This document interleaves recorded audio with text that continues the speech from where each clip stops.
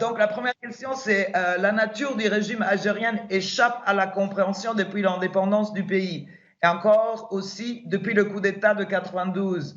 Quelle est sa nature et où réside le cœur du pouvoir algérien?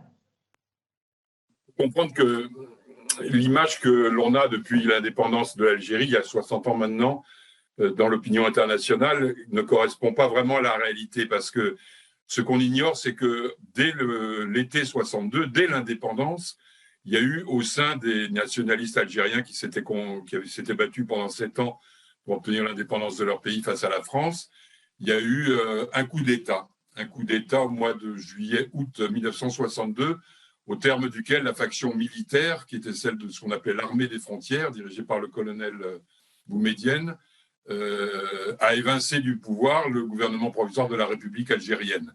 Et ça s'est fait, y compris dans la violence, il y a eu des morts, c'est un traumatisme fondateur du régime algérien. Par la suite, il y a eu un autre coup d'État en 65, où le colonel Boumedienne a pris le pouvoir directement à la place du président Ben Bella.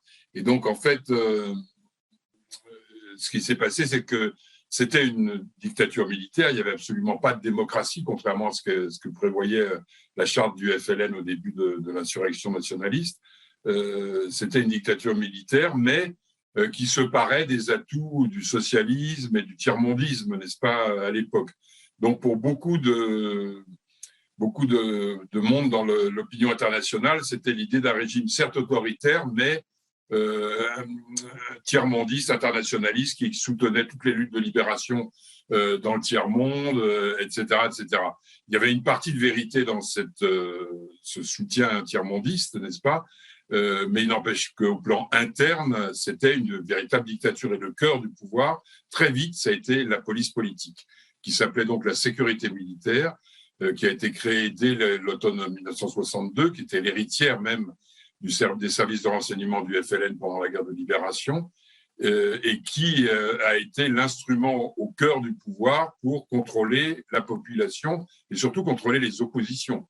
Donc des opposants ont été incarcérés, d'autres ont été assassinés, et la sécurité militaire était partout. Ensuite, pour aller très très vite, parce qu'on n'a pas le temps malheureusement de s'étendre sur l'histoire de l'Algérie contemporaine, mais à partir du décès du président Boumedienne, s'est installé un régime beaucoup plus néolibéral, on peut dire, beaucoup moins socialiste en apparence en tout cas, et qui a ouvert les vannes de la corruption à ce moment-là, mais tout en maintenant la police politique au cœur de son pouvoir, n'est-ce pas?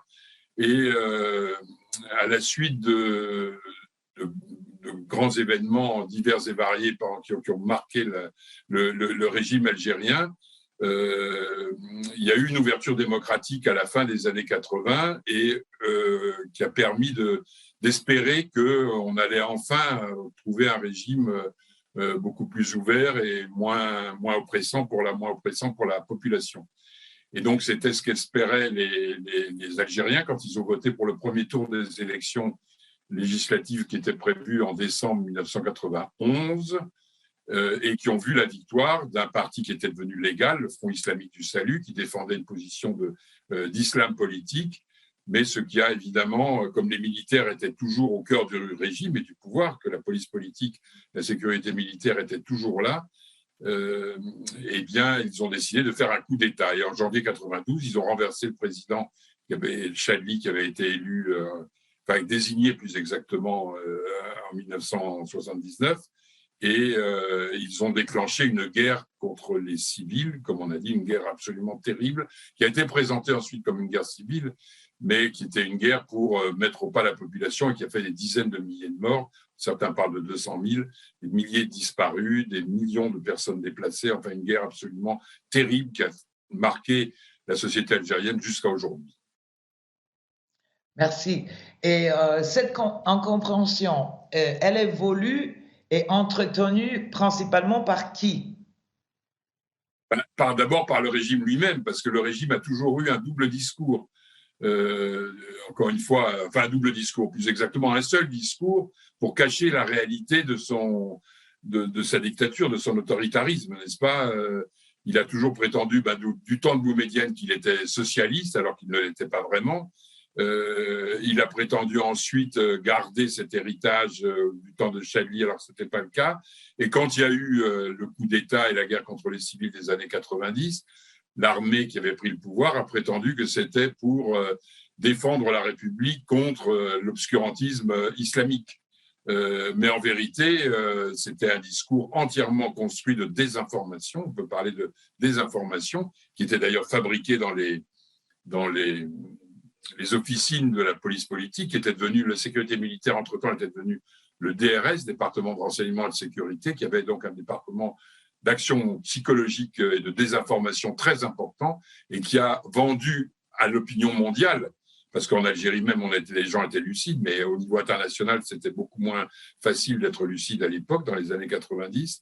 Ils ont vendu cette fable qu'il s'agissait de militaires républicains qui, pour défendre les libertés démocratiques, entre guillemets, allaient s'attaquer à l'islamisme obscurantiste. Donc. Alors qu'en vérité, s'ils ont fait ce coup d'État, c'est parce que les militaires craignaient que les islamistes piquent leur argent. Parce qu'en fait, il faut savoir que, j'ai oublié de le dire, mais c'est absolument fondamental et essentiel pour comprendre la nature du régime algérien, j'ai oublié de dire qu'au cours des années 80, la corruption s'est généralisée et que les généraux qui étaient toujours au cœur du pouvoir contrôlaient des filières de corruption sur le commerce extérieur, sur les exportations d'hydrocarbures et les importations de biens de consommation, qui représentaient des milliards de dollars chaque année qui se mettaient dans la poche. Et quand les islamistes ont failli gagner les élections législatives de fin 91, comme je disais, les militaires, les généraux ont pris peur, et ils ont pris peur que les islamistes mettent la main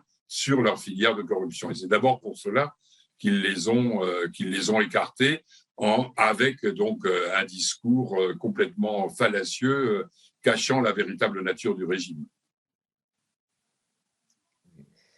Et, excusez-moi. Et vous parlez aussi d'un djihadisme utile pour l'Algérie. Pouvez-vous développer ce concept? Alors, disons que il faut comprendre que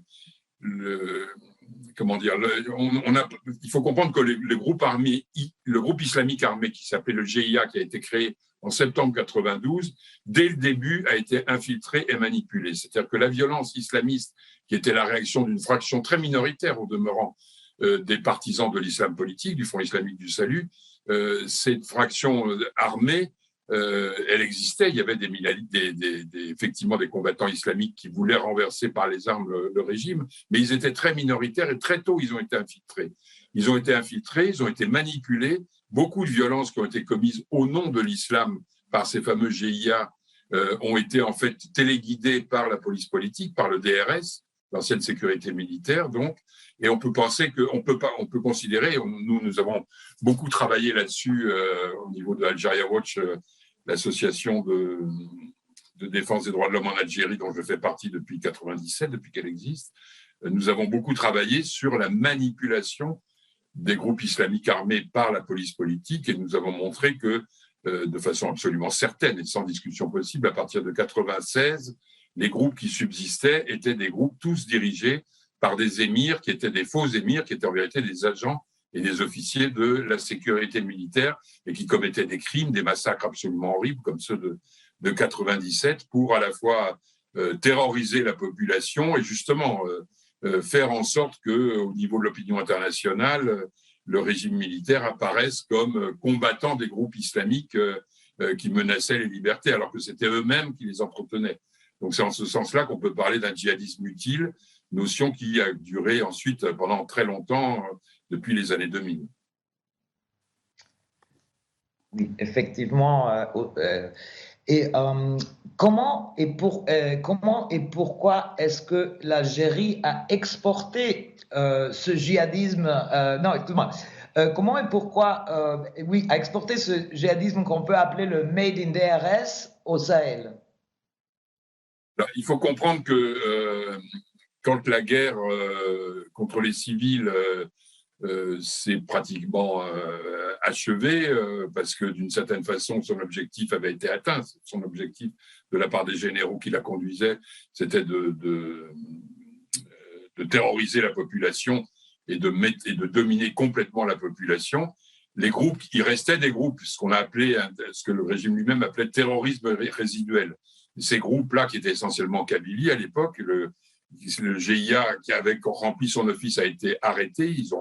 Les groupes islamiques de l'armée, comme l'appelait la population algérienne, ont été remplacés par le GSPC, groupe salafiste de prédication et de combat, à partir de 97, très exactement. Et ce groupe-là, qui était toujours contrôlé par la police politique, par le DRS, n'est-ce pas, servait justement à faire des attentats un peu sporadiques à partir de la fin des années 90 et du début des années 2000, pour justifier la permanence d'un terrorisme résiduel qui justifiait lui-même le maintien de l'état d'urgence, le maintien du contrôle de la population, les élections très limitées et truquées, etc., pour, d'une certaine façon, pour justifier les restrictions des libertés. Et ensuite est arrivé, mais malgré tout, au niveau international, la conscience avait commencé à se faire jour du fait que, y compris aux États-Unis et en Europe, chez les dirigeants occidentaux, que quand même la violence islamique, entre guillemets, qui prévalait en Algérie était très, très largement manipulée, voire contrôlée par la police politique. Et on commençait à parler de commission d'enquête internationale, etc. Et donc là, le régime était quand même très embarrassé et il a tout fait pour essayer de contrer ces velléités internationales jusqu'au 11 septembre. Et là, d'une certaine façon, le 11 septembre 2001 et les attentats de New York et de Washington ont été une bénédiction pour le régime, parce que du jour au lendemain, les priorités occidentales ont changé. Il s'agissait de combattre le djihadisme en Afghanistan et puis en Irak. Et donc, la question de faire une commission d'enquête internationale en Algérie pour voir l'origine réelle des crimes qui avaient été commis pendant les années 90, c'est passé au second plan. Et non seulement c'est passé au second plan, mais en plus, les généraux algériens en ont profité pour revenir au devant de la scène et dire, nous, les premiers nous connaissons le terrorisme islamique, nous savons ce que c'est, nous l'avons combattu pendant 10 ans. Et derrière ce discours de propagande, ils ont décidé d'en rajouter en exportant en effet leur terrorisme résiduel au Sahel. Et à partir de 2003, le GSPC a commencé à s'installer dans le Sahara alors qu'il n'avait jamais été présent là auparavant, jamais. Et il s'est fait connaître en enlevant 32 otages occidentaux qui seront libérés plus tard, moyennant des rançons très importantes. Mais on sait, et on a su de façon très certaine, que l'émir qui dirigeait ce GSPC au Sahara, désormais, le fameux Abderrazak El Parra, était un officier de la police politique. Voilà. Et on le sait d'autant mieux qu'il a été arrêté par le plus grand des hasards par un groupe de rebelles tchadiens qui ne savaient plus quoi en faire et il a fini par être remis aux Libyens, qui l'ont remis aux Algériens et on n'a plus jamais entendu parler de ce gars-là, qui a été condamné ensuite par contumace par les tribunaux algériens, alors même qu'il était censé être dans les prisons algériennes. Donc c'était la preuve absolue que c'était de la désinformation et que ce garçon était ce soi-disant émir était en fait un officier de la police politique. Mais à partir de là, donc les années 2000, du coup, le régime algérien en a profité pour forcer son avantage, en quelque sorte, comme grand tenant de l'antiterrorisme contre les groupes armés islamiques. Et donc, ils sont allés jusqu'en 2007 à transformer le GSPC en Al-Qaïda au Maghreb islamique. C'est-à-dire, ils ont fait comme si ils étaient devenus une filiale d'Al-Qaïda. Mais évidemment, personne ne savait, enfin, très peu de gens, sauf quelques observateurs, savaient que c'était une manipulation, mais pour l'essentiel de l'opinion internationale, la manipulation a fonctionné. Les gens ont cru que vraiment, il y avait un groupe armé islamique qui dépendait d'Al-Qaïda et qui commençait à sévir au Sahara. Voilà. Et donc, vous parlez justement du fait que ce groupe est très improbable, non? Mais est-ce que les Américains et les Français n'étaient pas au courant quand même? Parce qu'on le voit depuis les Wikileaks que depuis 2007, ils savaient quand même. Ils savaient plus ou moins, oui. Ils avaient des soupçons, mais il faut bien dire une chose, c'est que du côté des Français, Ils ont été particulièrement vulnérables à la désinformation. Pourquoi? Parce que les services français, en fait, il y a les services intérieurs et les services extérieurs. Les services extérieurs, c'est la DGSE. Les services intérieurs, à l'époque, c'était la DST. Et il faut savoir que pendant les années 90, la DST était extrêmement liée aux généraux algériens, et y compris les plus sanguinaires, n'est-ce pas, et ceux qui manipulaient le terrorisme. Et les services français se sont fait complètement rouler dans la farine par la police politique algérienne. Ils ont réussi à enfumer en quelque sorte les services intérieurs, au point que dans les années 90, les services extérieurs, la DGSE, a été écartée du dossier algérien, ce qui fait que jusqu'aux années 2000, les services français étaient très peu au courant de la réalité du régime algérien, de la manipulation de la violence islamiste par sa police politique, n'est-ce pas? Alors que les Américains, on peut dire à partir des années 2000, ils étaient beaucoup mieux informés, mais néanmoins, ce n'était pas leur priorité, c'est-à-dire ou plutôt ça les arrangeait d'une certaine façon que apparaisse cette Al-Qaïda au Maghreb islamique, parce que du coup, ça confortait leur thèse que Al-Qaïda, le djihadisme, qu'on a commencé à en parler à l'époque, s'étendait de l'Afghanistan jusqu'à la Mauritanie, en fait, en passant par le Sahara et l'Algérie, n'est-ce pas? Et donc, cette lutte contre le terrorisme global, qui était celle de présidence Bush, ça les arrangeait qu'il y ait aussi un groupe armé, soi-disant islamique, au Sahara. Donc là aussi, ils ont laissé de côté la réalité, la vérité, ils ont contribué à la masquer, ils ont été complices des manipulations du régime algérien. Et juste ma dernière question, c'est que pour arriver aujourd'hui, dans un rapport de International Crisis Group, la think tank, il suggère aujourd'hui au gouvernement malien de carrément faire un accord avec les djihadistes, ou quand même d'ouvrir un dialogue avec eux. Qu'est-ce que vous pensez de cette position de cette think tank? Bon, alors là, on est en train de faire un saut dans le temps très important, parce que là, j'évoquais la situation, disons, au milieu des années 2000 jusqu'à 2010, n'est-ce pas? À partir entre 2003 et 2010, disons, les groupes armés manipulés par la police politique algérienne se sont multipliés dans le Sahara, y compris, voilà. Mais surtout, l'événement majeur qui est advenu à partir de 2011, c'est l'attaque par l'OTAN, à l'initiative de la France, de la Libye et le renversement du régime du colonel Kadhafi.